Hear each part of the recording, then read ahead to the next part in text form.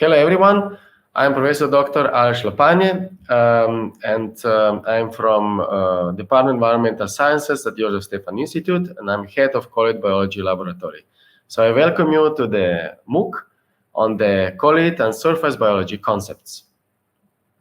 So what is the colloid biology and surface biology? So we all know what is the colloid physics. So this is the topic where the different interactions of inanimate particles is studied, and different repulsions and attraction is modified, and in this case used and studied.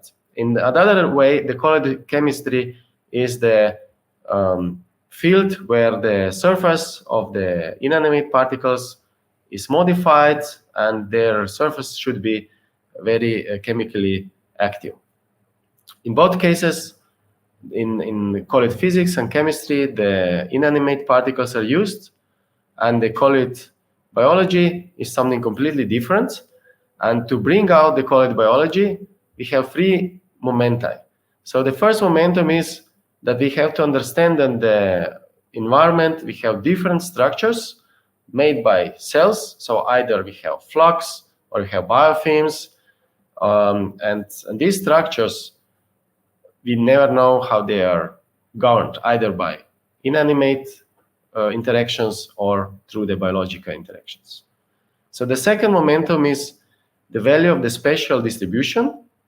So how these cells, especially bacteria, are distributed in time, like during the succession of the biofilm on the surface of different inanimate or animate surfaces, or in the space, how they are distributed, because different source of bacteria can get interaction with different specifically organized space. And the third momentum is the ecological interaction that is governed by the diffusion, either the toxic substances or the metabolites that they can transfer from one cell to another, and the distance between that different cells is the key component. So can we see an interaction among alive colloids?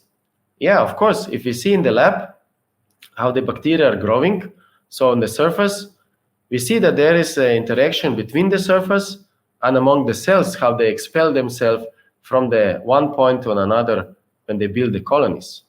And the second case, it is in the suspension, that actually we see the alive organisms, and we can see also the structures that are formed, these aggregates, and in these aggregates, they are either collaborating or they are competing within each other.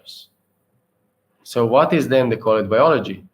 So we have the colloid physics on the left side, where the inanimate particle, hard particle, which has electrostatic interaction between different other particles, and they are governed by the different potentials on the surface. And the right part, we also know that the bacterial cells, they have very nice inanimate forces governed by them, and that is, let's say, the surface potential inside the bacterial cells. So we know that there is present, but this is very complex, because the bacteria, they have in one way different surface structures, and they, in time, they change these structures as well. They change their core. So if we want to play with this, so to know how this surface potential or this colloid particle is changed, in our case, bacterial cells, this is a live colloid particle, we need to modify it. And the best thing to modify it and to change the surface potential is to use the polyelectrolytes, which was applied on the animate particles in the back several years in the colloid physics. So if we put these polyelectrolytes, we can change the surface potential from the plus to minus. And the good thing is also that these surface structures of deposited polyelectrolytes enables transfer of the molecules, so that enables that the cell is alive. So what is then happening with this cell? So this is covered with this sort of encapsulated structure. The nutrients are passing through, but the cell is alive. It's not a dead particle. and there it is growing and pushing out by the force and the mass out from this encapsulated structure. So, and if we combine the biological effects together with the physics, it's one of things how these cells can escape. For instance, we have the red colored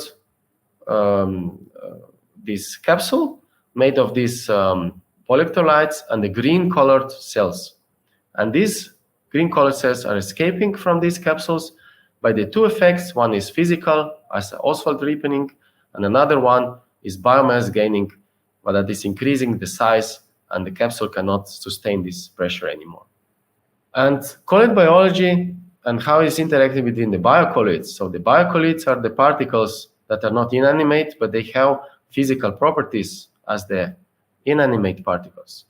So as we know on the left side, that the physical interaction between the colloids are different sorts of either repulsion or attraction. The same can be on the biocolloids, so the alive cells. So they can form the aggregation, or we can cause this aggregation.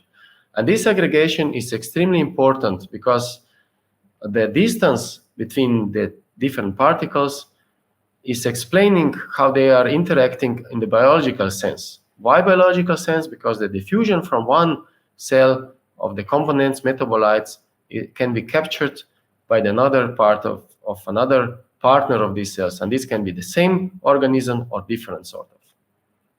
So we can say that the colloid biology is somewhere between the physical modification, so just clear physical interaction, how the cell can be treated as a particle, and another way, through the biological modification of these cells, through the genetic modifications of the information, we can combine these two really important fields in the colloid biology.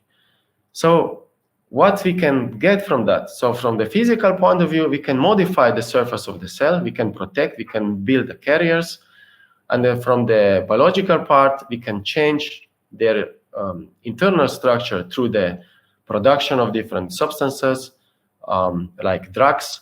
Then we can deliver these cells, especially in the cancer treatment, or keep the cells alive and producing huge amount of different molecules that are needed in the biotechnological applications.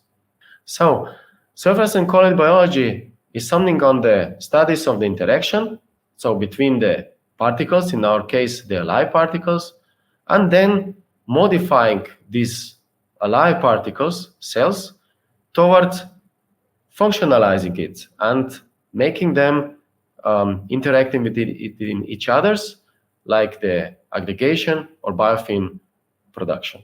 So the colloid biology, as we said before about the colloid physics, that it is, and the colloid biochemistry, the colloid biology is somewhere in between, and it's gaining knowledge from both of these fields and collapsing toward the biological substances like microbial cells. Thank you very much for listening to me, and I hope the description of the colloid biology and the topics, especially the concepts, will be interesting, and I hope you will include it in your work.